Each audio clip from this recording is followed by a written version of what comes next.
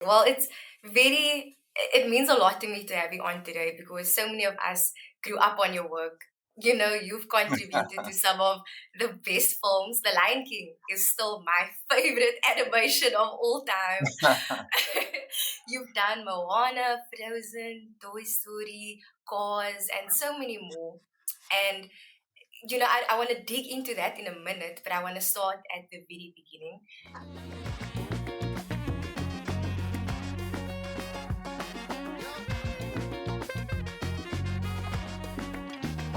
Tell me, do you really know who you are?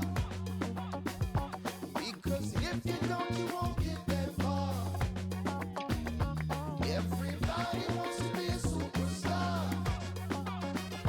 Tell me, do you really know who you are? Yeah,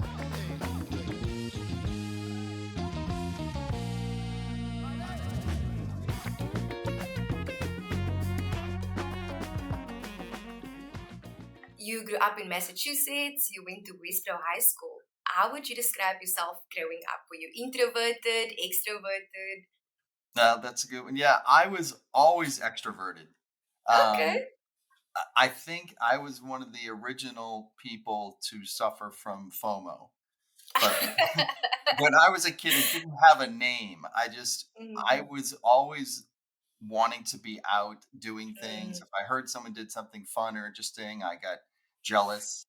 mm, So in high school, really the thing that was my passion was music. And mm, more as like just a fan of music or making mixtapes or going to concerts and telling my friends about it. So the idea that I found myself sort of doing that work at Disney is kind of a full circle for me, just because again, I was always interested in just telling people about the music that was exciting me and mm. just finding any way to get them to come along for the ride. And where did this love for music come from? Was it passed down in the family?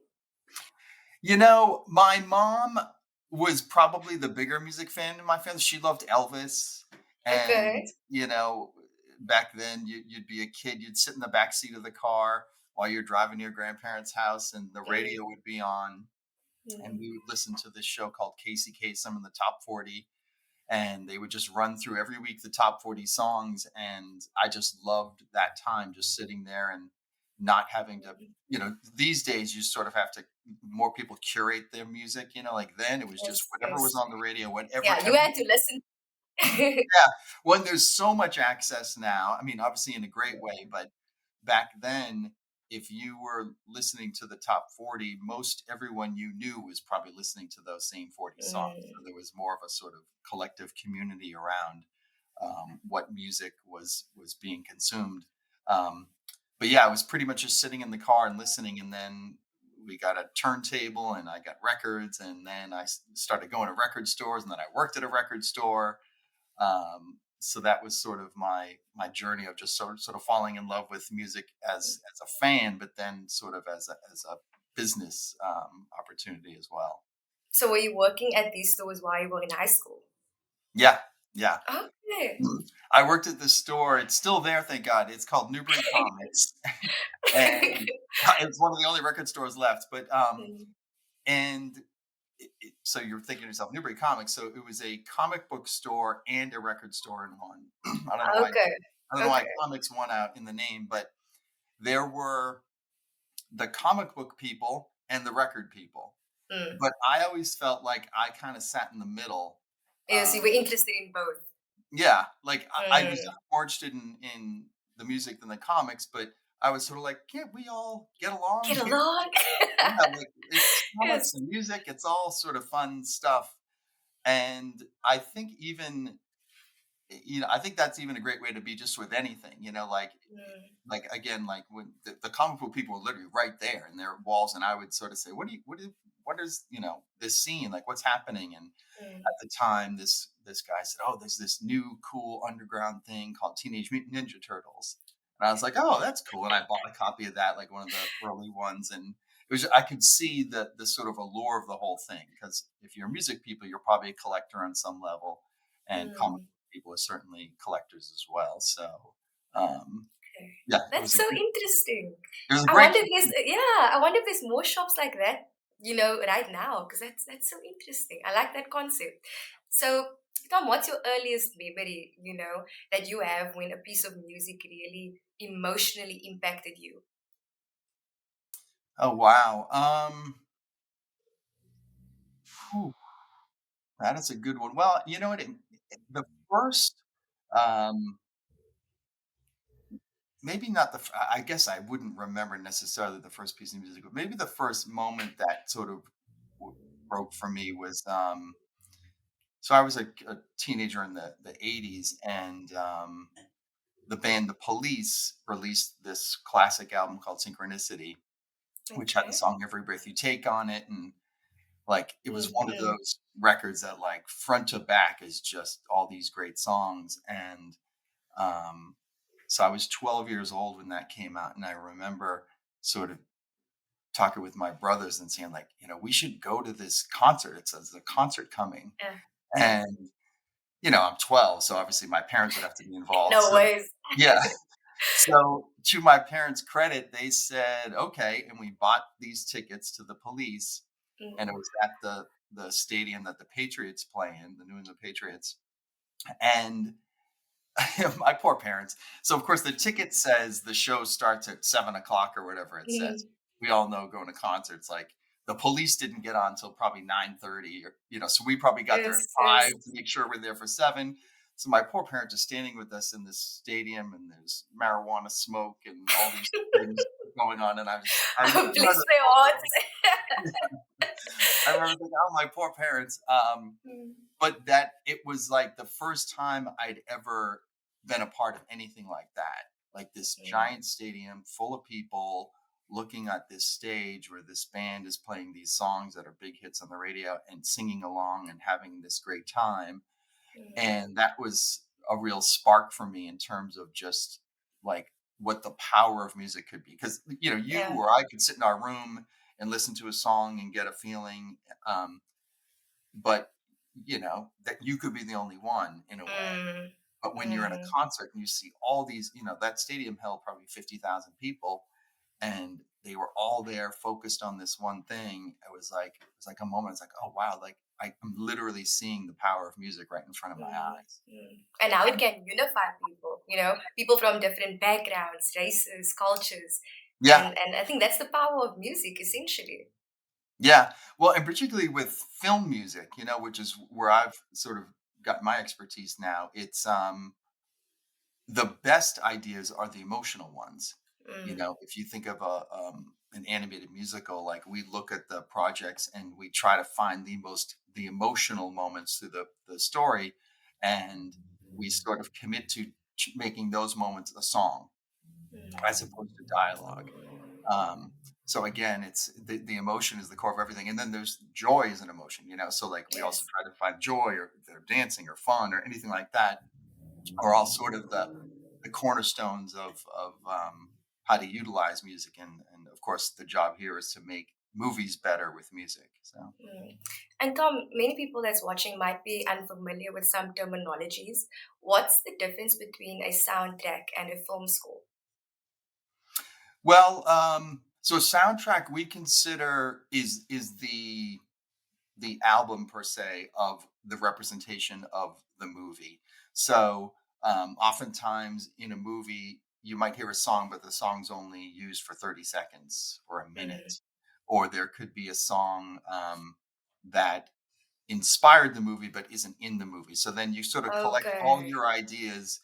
The soundtrack can kind of be anything, but it's usually a full representation of all the music from the film. So again, in an unedited Okay. form. And then the film score, um, sometimes the terms get a little sort of cross pollinated. Some people, when they say score, mean the underscore, meaning the Mm, orchestral music. So no lyrics, no vocals, just the sort of, mm, I guess, the orchestral music is what people usually refer to it as. But if you look at a movie like, say, Moana, um, in the business, we would call all the music potentially the score. the But score. yeah, Okay. Okay, I but got it yeah, it's like I said, people have different terminology, but for these things. yeah. Okay, so let's go back to your schooling and your education because you attended Syracuse University and you earned your bachelor's from the School of Management and you concentrated on music. And what I found interesting is because usually at that time, people of that age, yeah, they go to university or college, but that doesn't necessarily mean they know exactly what it is they want to do. But it sounds like you had a pretty good idea. So what made you decide to pursue music, so early on in your academic journey? No, that's a great question. So, to be honest, when I went to Syracuse, so I went to grew up in Massachusetts, and most Mm, people that I went to high school with went within, I'd say, 50 miles of home to school. A lot okay. of people went to UMass or Boston College or UConn or whatever.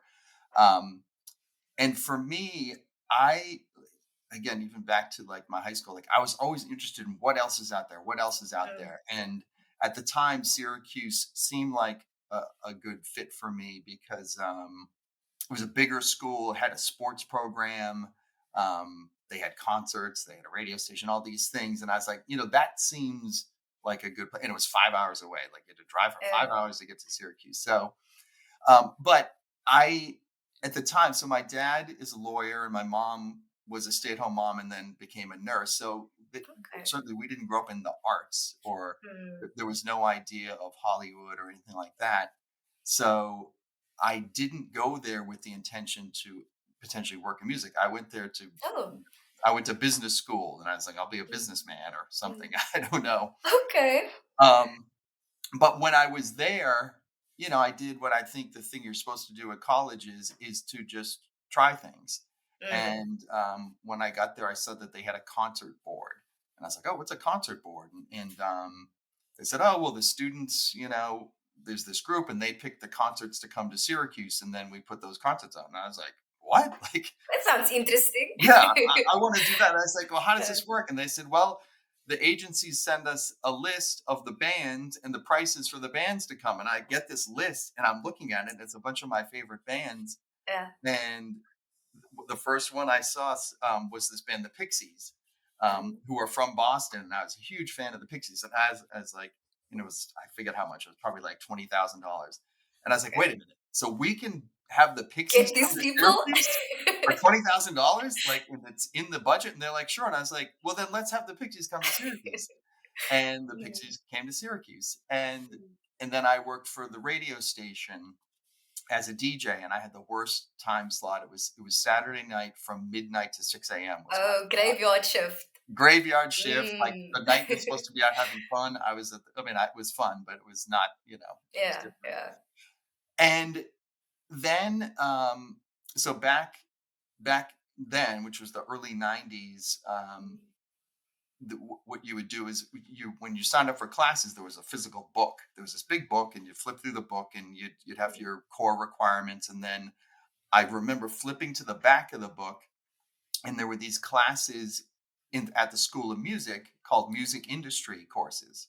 And I'm looking at them, and it was like recording and artist management and music industry law and ethics. And I was like, whoa, these courses mm. sound really cool. And, Yeah. again, I'd been doing these music centric things at school. Mm, So I went to the dean of the School of Management and I said, hey, would it be okay if I sort of made a major utilizing these courses because it's what I'm interested in. mm. And to their credit, they said, sure, you can do that. And Okay. then part of my management degree requirement was to have an internship.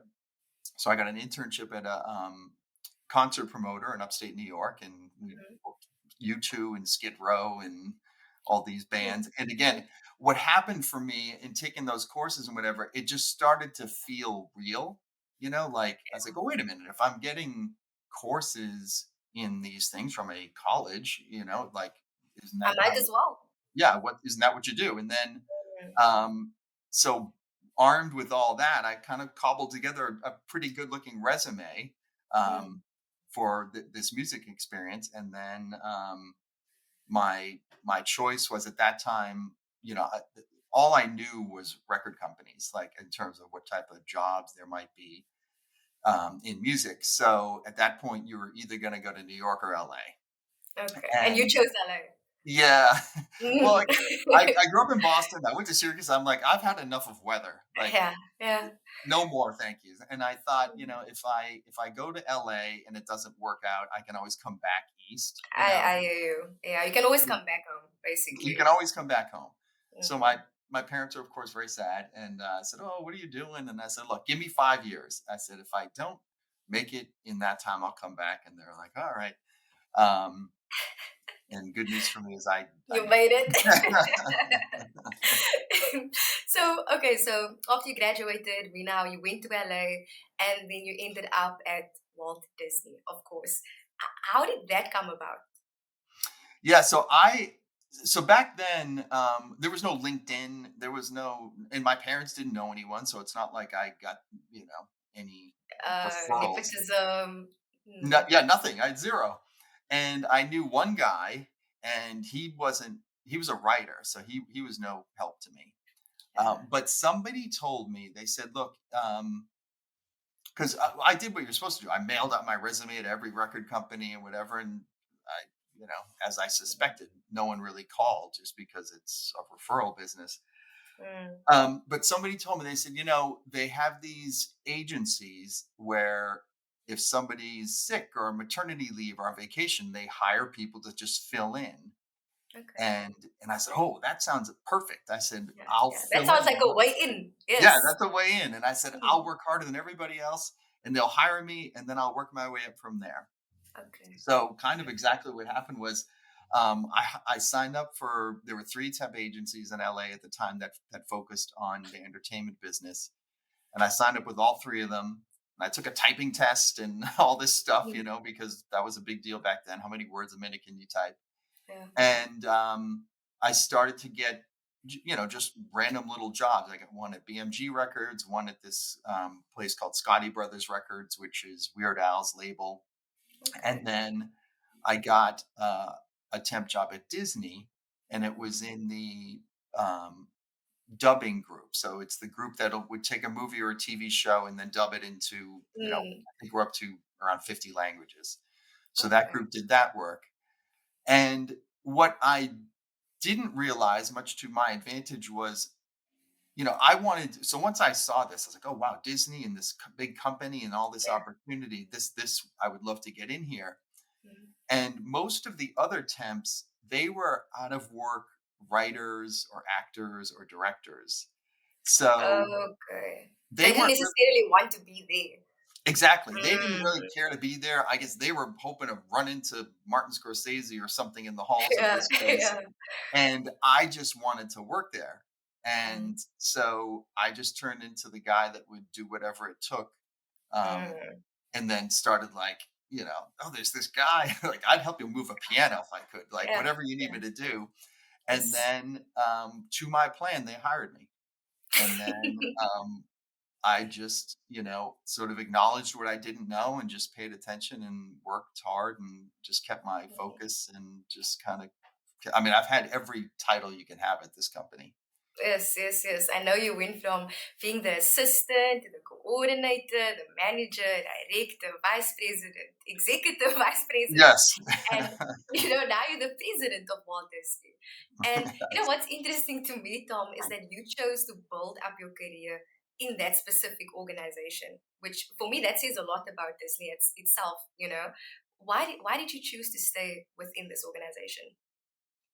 Yeah, well, it's a great question. And I've had other opportunities, but I feel like music has a very special role at the Disney company. Mm, Um, and, conceptually, the way I approach every movie is with the idea that if we do it well, so if we make this movie great, and if I do my job and bring great music to this movie, the movie literally has a chance to live forever. yes.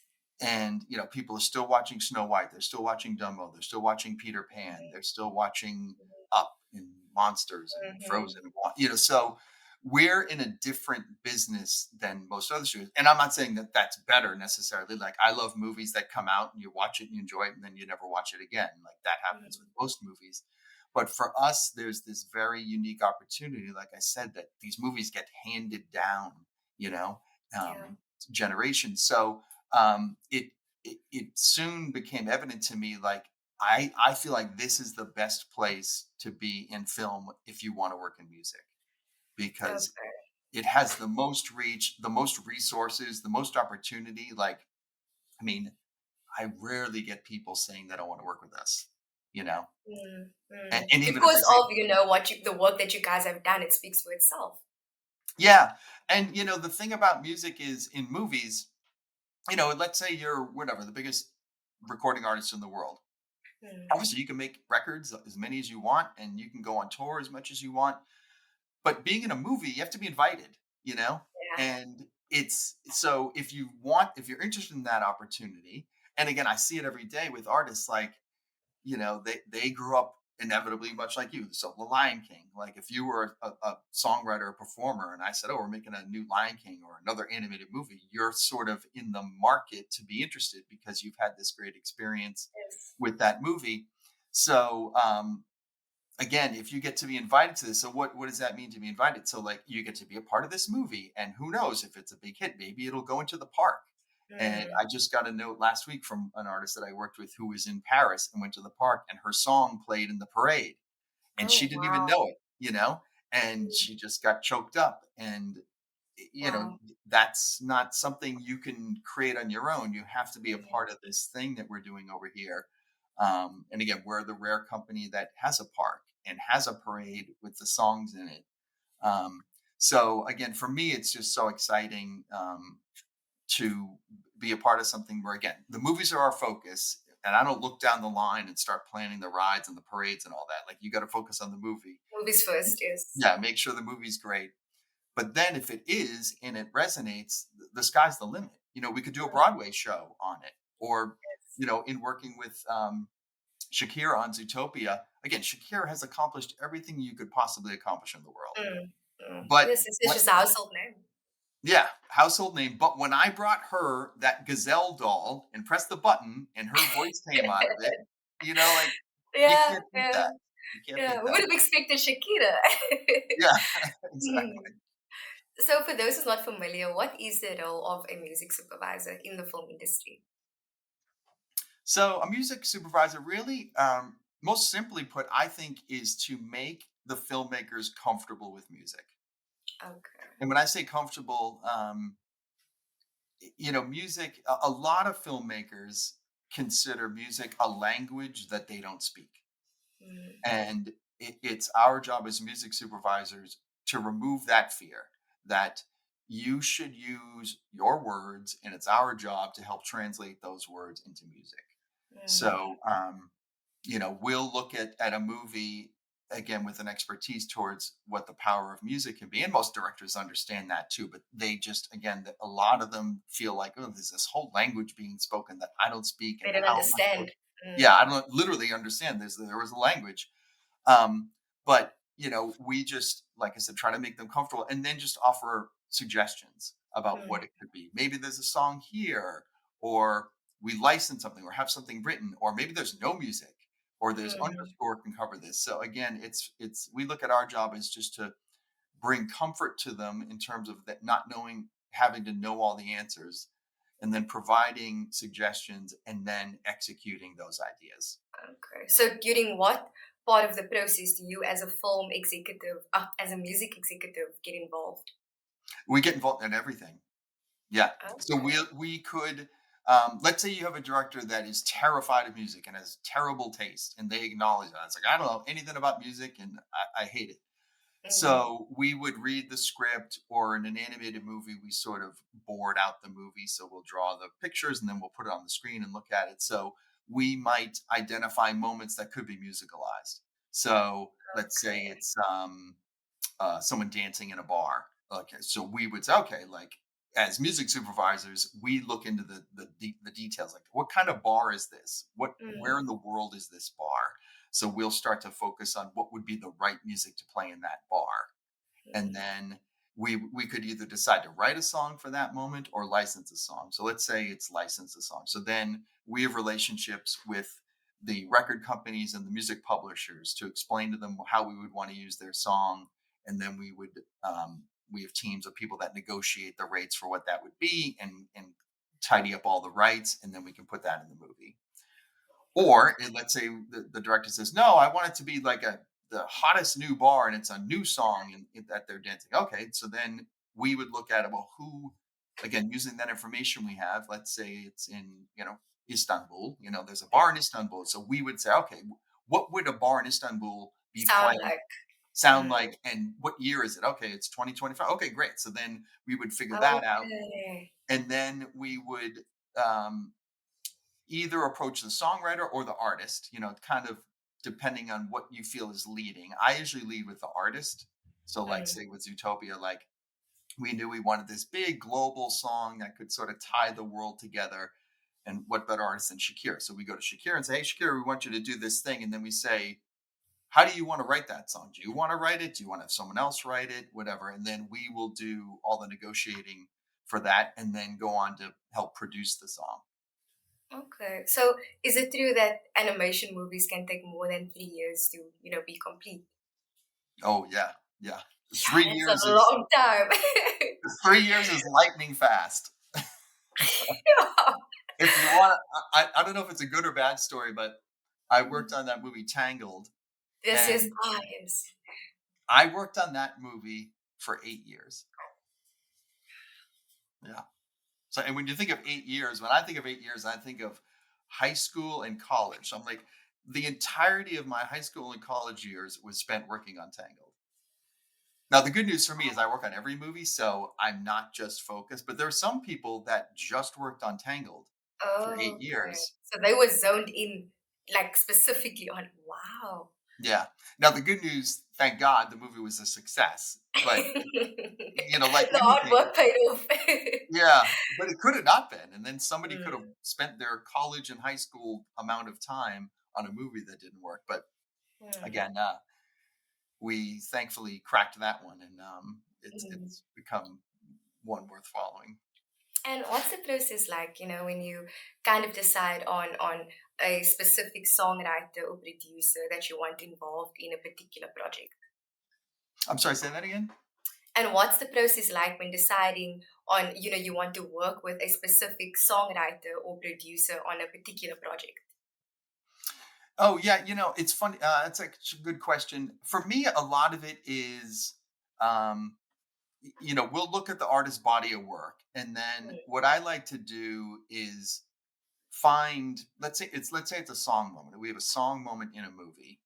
Um, I like to find anywhere from 3 to 5 songs in their catalog that feel like what we're trying to accomplish. So Oh, then I'll send those to the director and say, like, "What do you think of these?" And if they go, "Oh, I like this." Okay, great. So what specifically do you like? Like, is it the mm, arrangement? Is it the vocal? Is it the tempo? And then start to collect that information. And then with that, we will reach out to the artist. And then again, with 3 to 5 of their songs, say like, "Hey, we're looking to be in this zone." Because when you look at an artist's career, like, most careers evolve. So like they'll start at this place and then they'll be at this place, but that doesn't mean you can't go forward or go back. back. Mm, Yeah. Um, so we just try to give them enough information that they understand what the task is, and then, like I said, some artists know exactly what they want to do and the teams they want to use, and then some defer to us because obviously we have an expertise in doing what we do, but um, so it's kind of that marriage of like, look, you do this thing that we want a part of, and we do this thing that you want to be a part of, and like, where's mm, the place that we can cross over? And yeah. for us, we can provide it all, or we can work with you on in a more limited basis if you've Mm. got a clear focus on what you want to do. Okay, and you've mentioned earlier that you've worked with Shakira, but you've worked with, a lot of big and talented artists. Sia Yeah. is one that comes to mind. And it's not just singers, it's songwriters and producers as well. But what goes into the process of, when you're kind of composing or creating music for an overall theme or a specific scene of a movie? Like, how do you guide that creative direction? Yeah. Again, a very insightful question. What we often do is, so movies get made in stages, of course. So like, let's say a live action movie, you'll go and you'll shoot a bunch of footage and then you'll put it in the Avid and cut it together and get what we call like a rough cut or a director's cut. And Mm. then we will take music from the world and just start to put it in there as for placeholders. So you could take, let's say you're working on a movie that just has underscore, so just orchestral music throughout. Um, we don't want to spend all the money to hire an orchestra and try out these ideas. We just Mm. put music in there that exists in the world and we don't show anyone, so it's kind of secret. And then we go, oh, this feels right. Oh, and this feels right. Oh, and that feels wrong. Oh, and then, so then we get sort of a first pass of just the emotional journey of the music. And then inevitably we'll show that to a composer. Some composers don't like to look at that music because they feel like it could sort of taint them in a way, Yeah, or that yeah. they feel like we're going to fall in love with it and then not let them have a full expression. But it's Okay. there if they want it, just as an emotional As a roadmap. guide. Yeah, Mm. but at the same time, that guide doesn't need to be the guide. It's like Mm. we're just doing what we can. Like, oh, we don't, have the tools to just make up music, so we experiment that to have at least feel like. And again, for us, it's not about we like those notes. We just like the feeling of it. Like it's Yes. sad Yes. or it's happy or the tempo's faster than slower. Like then the artist will know, like, okay, I see what you want, and then they'll go create something original. Um, and then thankfully with technology now, the first movie I worked on was Toy Story Mm. with Randy Newman. And Randy was, what you'd call like an old school composer. Like he would sit down with literally a pencil and paper and write out the notes for what his ideas were. And then we would go to the scoring stage, hire an orchestra, and they would play that music. And then we would say, oh, we love it, or could you change this or that? Yes. But now Yes. with technology, composers they put it into a software writing program, and then Mm. they'll send us. They have samples of orchestra elements, so they'll have strings and horns and rhythm sections, and then they'll get to play it to us in a rudimentary form, but a very like informative version. So you can go, oh wow, this sounds great. And the good news is, if you like it in that form, when we hire the real people to do it, then we know they're going to love it. Okay. So, do you think technology has definitely had a positive, like it's been able to help the process? Yeah, 100%. Yeah. It Mm. again, it gets, again, going back to that idea, like if there's a director that's terrified of music, you get to show them for very cheap, like just the software and the time that for the composer to do it, you get to show them the ideas that are going to be 90% of what it'll ultimately be, and then they can go, oh wow, I feel so much better knowing it's going to be this. Yeah, go ahead and spend the money to have the real orchestra do it, and do it that way. So yeah, no, it's been a huge advantage for us to have that at our Mm. disposal. Okay. And Tom, with your resume, I feel like a lot of people can look at it and be like, oh, this guy has just had success after success. Hmm. But I also know, as a creator myself, that's really ever the case. Can you recollect any challenges or setbacks that you have faced along the way? One thing I say is every movie I've worked on has been the worst movie I've ever seen. Mm. And but we also have another saying in trust the process. So when Yes, I say yes. the worst movie I've ever seen, like they're not even supposed to be good at the beginning. They're Mm. just paint on the wall. But I remember watching an early screening of Finding Nemo. Okay. And so again, in animation, what we do is we will storyboard. So artists will draw pictures of moments in the film and then string them together. And again, it's more in that idea of sort of the process. Like in animation, what you don't want to do is animate a sequence and then not use it, just because Mm. it's so time consuming and so expensive. So what we do, much like the software for musicians to create the ideas, so we have storyboard artists that'll draw the pictures and they're stagnant, and then picture after picture after picture, and you watch it and you'll get an idea of what's going to happen in the movie. Mm.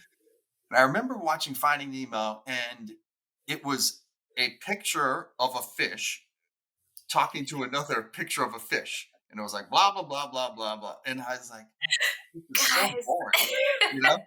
It's like, what is Yes. happening? But then when it's done, of course, even so, blah blah blah blah blah. Like then they start to like interact, and then the Mm, entertainment starts to find its way mm, in, and then mm. the color and the lighting and the Yes. The specks in the ocean. story. Yeah. Mm, And then it all starts to fall into place. So again, like when I say like Finding Me was the worst movie I ever saw, like this version was, but then it wasn't like I was saying it was going to be the worst movie ever. But like what you train yourself to do is what we call trust the process. That like mm, just commit to what you know to be a good idea. That you also know that when it's fully executed, can really stand a good chance of being great. So yes. I think that's one of the biggest reminders for ourselves is to um, trust the process, but then also know, like, again, we'll watch these movies over and over and over again, like as we refine them and put them through production. So, when you hear a joke, if I told you a joke right now, and then I told you that joke again in 5 minutes, Yeah. told you that joke again in an hour, you're not going to laugh as hard as you did the first Mm, time you heard it if you found it mm. funny. And we have to remind ourselves, like, remember, what did you feel the first time The you heard it? first time, yeah. You know, what, Because the audience, that's gonna be their first time seeing yeah, it. yeah. So Mm. if it was funny the first time you heard it, it's probably still funny to someone who hasn't heard it. Ah, I Um, see. so again, that's probably the biggest challenge is to just, you know, maintain that focus and use that expertise to invest in like the process of what it takes to create, and that's anything, an animated movie, a live action movie, a song, a piece Mm, of score, a performance, everything. Like you just have to kind of keep that mentality. mm. And Tom, here on the How It All Began podcast, we have such a diverse audience. We have people that's just starting out in their careers, and we also have seasoned professionals. And you've led teams, you've worked with all of these amazing artists. So in your opinion, what do you think are some of the important traits or qualities that someone should have if they are looking to grow or build their career in the specific industry? Yeah, that's a great question. One thing I've noticed is y- you have to look at any of this is what I would call art, you know. Mm, So it's whether it's a song or a movie or a drawing or a painting, anything, that's all art. And at its core, what art is somebody putting their heart on the table, you know, and they're trying to extract an emotional experience out of you by sharing this idea of what it is. And I feel like a lot of culture now is finds more entertainment in tearing things down or mocking things or thumbs down or this stinks, mhm, like that type of thing. And mhm. I think you those people won't make it in this business, you know. If that's where you're finding your entertainment or your value and making anonymous comments that are usually not Yeah, constructive. um, so if you sort of take that step back and look at this industry as a place where people are putting their hearts on the table, I think you need to lead with how can I support this person? And that doesn't mean liking something that you don't think is good, but like if there is a note to give, how do you give it constructively? Because it's so easy. Like I said, when I said the thing about like every movie I've seen is the worst movie, I didn't then storm out of the theater and go to the director. That's the worst movie I've ever be seen. upset. Yeah. I looked at it and said, okay, I'm trying to understand. I'm trying to get myself to where the director is. I They're way see. ahead of me right now, and they're seeing things that I'm not seeing now. So it's Mm, my job to be supportive of that person and then bring in my expertise to help fulfill their of vision. course, of course. And it sounds easy, but I promise you, like a lot of times, like you leave these screenings, people are like, oh, that was the worst screening, blah, blah, blah. And it's like, yeah, it might be, but like, what are we going to do about it? How are Mhm, we going to support this person? How are we, mm, what ideas are we going to come up with to make this thing better? And I think if you, if you don't do that, I can assure you, you're not going to make it far. And if you do that, then you're on the path to finding some success. yeah, and Tom, when you speak, I can still hear that passion in your voice, and you've been doing this for so many years. And I think that's so refreshing because that tells me that, you have a genuine love for this. And that's how I know that, you're not driven. your work isn't driven by accolades and things like that, but it's actually passion based. But I also feel like your hard work did like earn you 2 Grammys, and that's also worth noting. You know, so could you have imagined, the successes you would have reached when you first started out? No, no, I never even considered it. I've always felt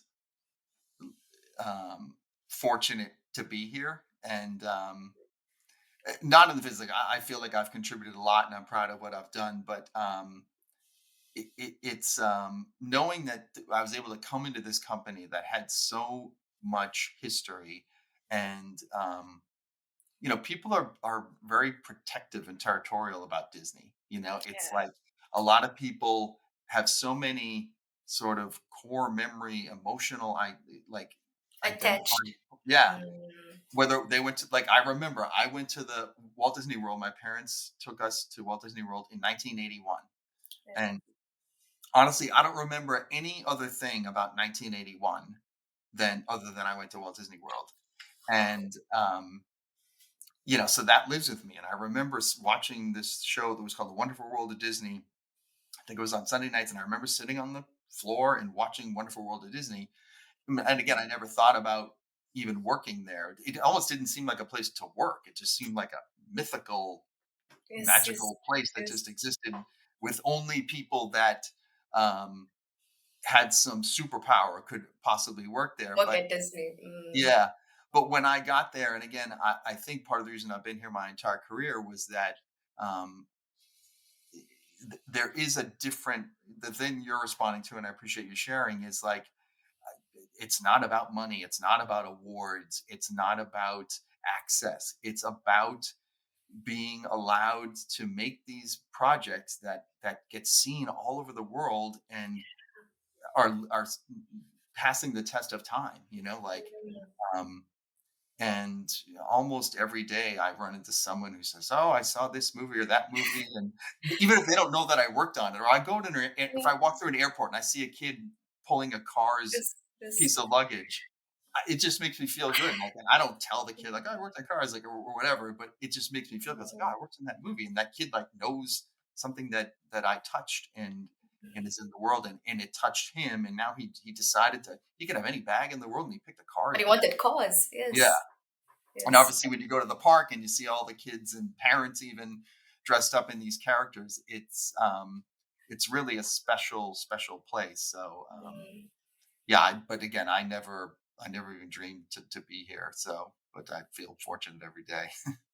I can imagine, Tom. And earlier you spoke or you mentioned Toy Story, and I know that you probably can't say too much, but I know Toy Story 5 is coming out next year, June.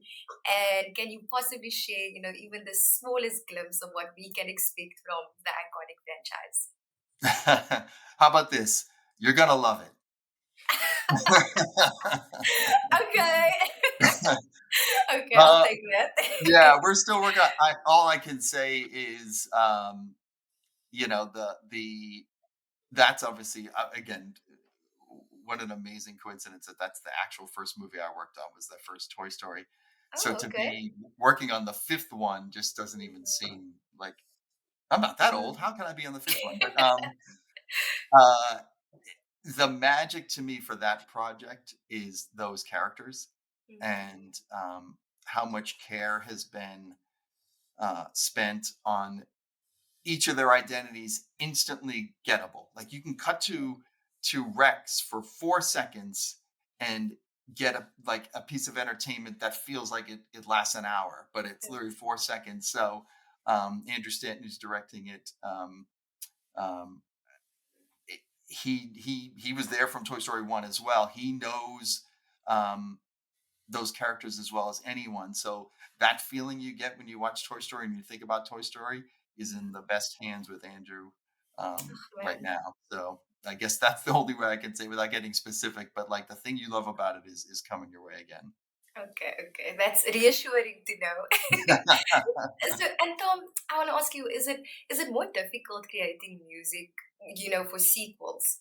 as opposed to like, the first. Because now there's already that kind of expectancy, especially with Disney. People expect these big, bold songs, you know? Yeah. Yeah. Well, that's a good question again. I'll be honest, none of it's easy. Like, Mm, and oftentimes people think when they think of Disney, I think that they think there's this thing we do. And I'm always like, I wish that were true. I would just go to the closet of things we do and pull out a couple we do. And every now and then when I get that sort of concept put in me, I'm like, and what is that thing? Like, and they're like, well, and then when they start to talk about it, they sort of realize that there isn't a thing. So I think really what the thing is we support the characters and the storytelling with songs, but mm, that doesn't really make it any easier. Anyone can say that, and I would challenge anyone. Yeah, go make a movie and have the songs support the characters and the storytelling. Good luck. it's It's not not that easy. easy. No, it's not that easy. Mm, Um, so with a sequel, it can be harder just because you have to keep raising the bar of what the stakes are. So, if you're just making one movie, then what you're going to do is you're going to set up the world, yes. possibly in a song. Then you're going to set up the issues, so, the I want song is become a thing. So, like, what does this character want? And then Mm, you're going to introduce another character. And what do they want? Or what are they about? Or what do they bring into the story? And then, so mm, that's how you're going to sort of make the map of the songs. um, but then if you make a sequel, you can't just do that again, and you have to come up with mm, new stakes. So like, all right, what's the new issue? And is that yeah. an issue that feels singable?